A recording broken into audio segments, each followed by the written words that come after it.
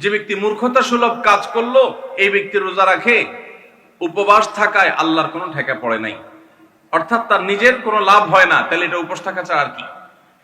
ঠিক একইভাবে নবী করিম সাল্লাল্লাহু আলাইহি ওয়াসাল্লাম বলেছেন, কোন ব্যক্তি রোজাদার অবস্থায় কেউ যদি তার সাথে বিবাদে লিপ্ত হতে আসে, ঝগড়া করতে আসে, সে বলবে ইন্নী সায়েম, তোমার কথার বহুত জবাব দেওয়ার ছিল কিন্তু আমি রোজাদার আছি, সো আমি তোমার সাথে কথা বাড়াতে চাই না।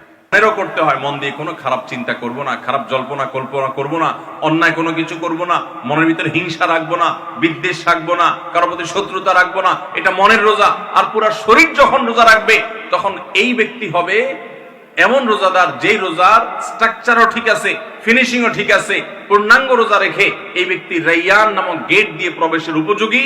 এই ব্যক্তি স্বয়ং কিয়ামতের ময়দানে সেই মহাপুরস্কারের উপযুক্ত। এই ব্যক্তি সিয়ামের মাধ্যমে কোরআন এবং হাদিসে যত পুরস্কারের কথা বলা আছে সবগুলোর উপযুক্ত হতে পারবে।